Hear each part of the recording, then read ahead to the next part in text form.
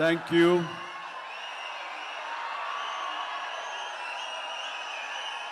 దూర ప్రాంతాల నుంచి, ఇక్కడ ఈ సిటీ నుంచి, చుట్టుపక్కల నుంచి, 2 రాష్ట్రాల్లోనే కాకుండా ఇతర రాష్ట్రాల నుంచి కూడా వచ్చేటువంటి ప్రతి ఒక్కరికి, మా మెగా ఫ్యాన్స్ అందరికీ హృదయపూర్వక నమస్కారం. అలాగే మీకు నూతన సంవత్సర శుభాకాంక్షలు, అలాగే ముందస్తుగా సంక్రాంతి శుభాకాంక్షలు.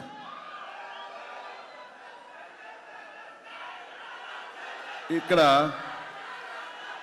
నా మిత్రుడు, సోదర సమానుడు, అత్యంత ఆప్తుడు వెంకీ,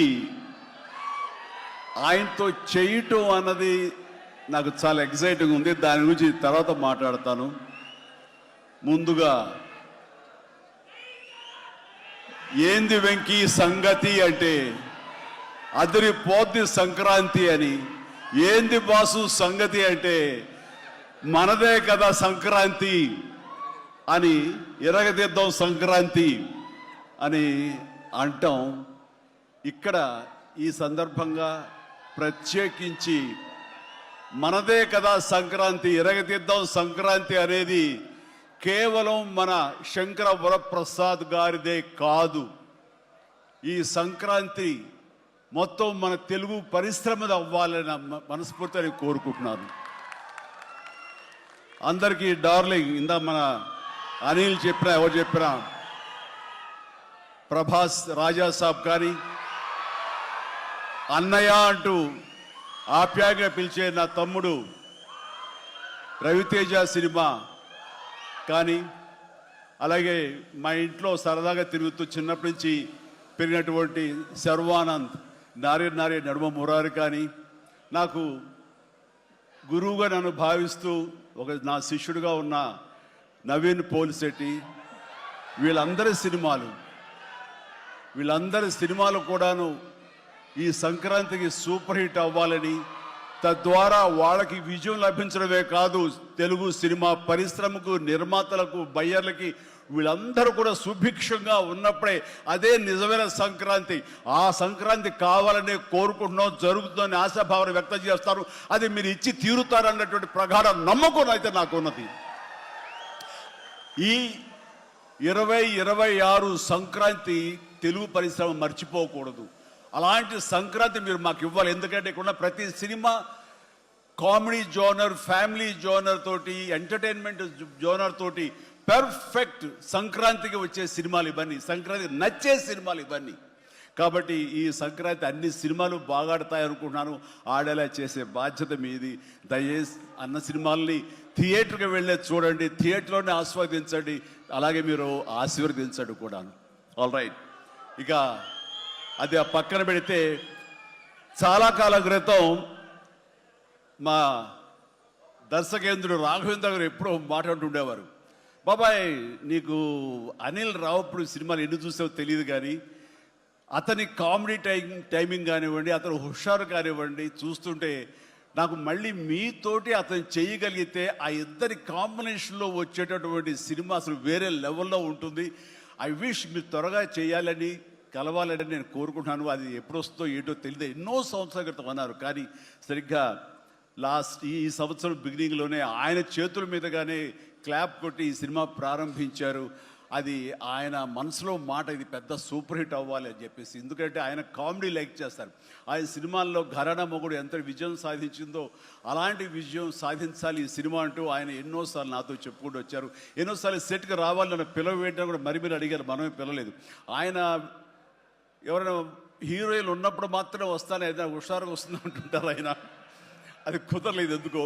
బట్ ఏమైనా సరే ఈ సినిమా కథ కుదిరింది అని సంక్రాంతికి వస్తున్నాం తర్వాత అనిల్ రావుపూడి నా దగ్గరకు వచ్చి కథాంశం చెప్పినప్పుడు చాలా బాగుంది, ఫ్యామిలీ టచ్ ఉంది, సెంటిమెంట్ ఉంది, చిన్నపిల్లలతో నాకు అటాచ్మెంట్ ఉంది, చాలా హృదయంగా ఉంది, హార్ట్ టచింగ్ సీన్స్ ఉన్నాయి.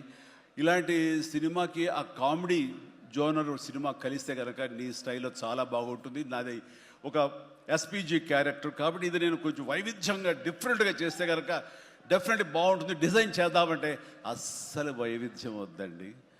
మీరు ఏ సినిమాలు అయితే గతంలో చేశారో ఏ దొంగ మొగుడు, ఘరణ మొగుడు, రౌడీ అల్లుడు, అన్నయ్య, ఇలాంటి సినిమాలు ఏవైతే ఉన్నాయో, ఇది చంటబ్బాయి, నాకు అలా ఉంటే చాలు. ఎందుకంటే అలాంటివి అప్పట్లో జనం చూశారు. వాళ్ళందరూ ఇప్పుడు చాలా పెద్దవాళ్ళు అయిపోయారు. వాళ్ళకి అది గత స్మృతులు, చాలా తీపి జ్ఞాపకాలు. ఇప్పుడున్న జనరేషన్ మీరు అవి ఎలా చేస్తారో కూడా వాళ్ళకి వాళ్ళకి ఏమీ తెలియకపోవచ్చు. కానీ అది ఇది తెలిసిన మధ్యలో పుట్టి మాలాంటి వాళ్ళం అది మళ్ళీ ఈ జనరేషన్ గుర్తు చేసి మీరంటే ఏమిటో తెలియచెప్పాలన్న నా ప్రయత్నానికి మీరు చెయ్యాలి. ఆ విధంగా నేను అన్నందుకు ఐ థింక్ ఓకే. ఇంకా అలా చేయటం వాళ్ళే కనుక అది నాకు కేక్ ఒకటే మీతో అలా చూడాలి నా కోరిక. అంటూ ఎప్పుడెప్పుడు సినిమాల్లో ఏవేమి సీన్స్ ఉన్నాయో అవన్నీ కూడా పొందుపరిచి ఒక క్యాప్సూల్లా చేసి ఆయన దాన్ని ఫోన్లో పెట్టుకునేవారు. ఏదైనా ఒక సీన్ ఉంటే కనుక ఈ సీన్ని ఈ సినిమాలో ఉన్న ఈ కామెడీ టైమింగ్తో దీన్ని కన్సీవ్ చేశాను, అలా మీరు చేయాలని.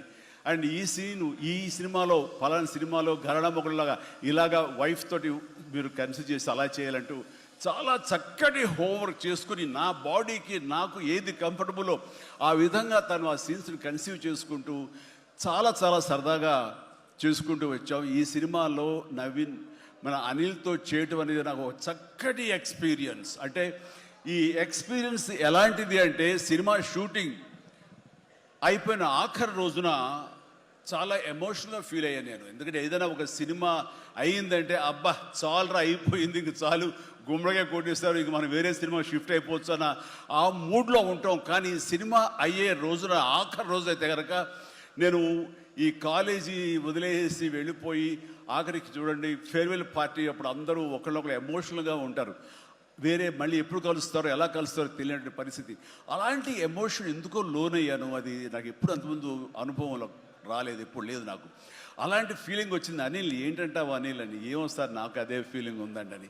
ప్రతిరోజు ఒక ఎక్స్కర్షన్కి వెళ్ళినట్టు, ప్రతిరోజు ఒక పిక్నిక్ వెళ్ళినట్లుగా సరదాగా జరుగుతూ మార్నింగ్ 9 నుంచి 8 నుంచి ఈవినింగ్ 7:30, 8 వరకు కూడా ఎంత చక్కగా సరదాగా జరిగిందంటే నాకు ఎప్పుడు ఇంత బాగా జరిగిందంటే మరీ పూర్వం ఆ రోజుల్లో అది గుర్తుకొచ్చింది. కానీ ఈ మధ్యకాలంలో ఇంత సరదాగా ఎంత హుషారుగా జరిగిన సినిమాలు అయితే నాకు ఇది చేయలేదు. దానికి ప్రధానమైన కారణం సీన్ కానివ్వండి, అది మేము చేసే విధానం అయితే ఉండొచ్చు, కానీ మా చేత నడిపించిన విధానం, అందరిని అంత సరదాగా పెట్టినటువంటి అట్మాస్ఫియర్ క్రియేట్ చేసినట్టు ఇది కేవలం అనిల్ రావిపూడికి మాత్రమే చెందుతుంది. అండ్ ఎక్కడ ఏది టైం తెలియనివాడు, ప్రతి ఒక్కరిని on the screen off the screen హుషారుగా ఉంచుతాడు. ఇలాంటి డైరెక్టర్లు దొరికితే కనుక ఎవరైనా సరే ఇలాంటి క్యారెక్టర్స్ చాలా ఈజీగా చేసేయగలరు. అండ్ మరీ ముఖ్యంగా అనిల్ రావిపూడి గురించి నేను చెప్పాలనుకున్నది, ప్రతి ఒక్కరు కూడా తెలుసుకోవాల్సింది ఏంటంటే ఈ సినిమా ఆల్రెడీ సూపర్ హిట్ అయిపోయింది. ఏ రకంగానంటే బడ్జెట్ పరంగా విత్ ఇన్ ది లిమిట్, అలాగే డేస్ పరంగా అనుకున్న దానికంటే తక్కువ రోజుల్లో ఇది అత్యద్భుతంగా తీయగలిగాడు. ఒక సినిమా సూపర్ హిట్ అయిందని ఎలా చెప్పగలవంటే డైరెక్టర్ మొత్తం తన గ్రిప్లో ఉంచుకుని అది బడ్జెట్ దాటనివ్వకుండా విత్ ఇన్ ది టైం చేయగలటం అనేది ఆ సినిమాకి అది మొదటి సక్సెస్. ఎన్ని సినిమాలు ఈ రకంగా ఉన్నాయో చెప్పండి అంటే చాలా తక్కువగా మనం లెక్క పెట్టుకోవాలి. ఆ రకంగా ఇది మొదటి విజయం సాధించింది. రెండో విజయం రేపు 12వ తారీఖున ప్రజల ముందు మీరు నిర్ణయిస్తారు ఎంత ఘన విజయం మీరు మాకు ఇస్తారు అన్నది. ఇక ఈ సినిమా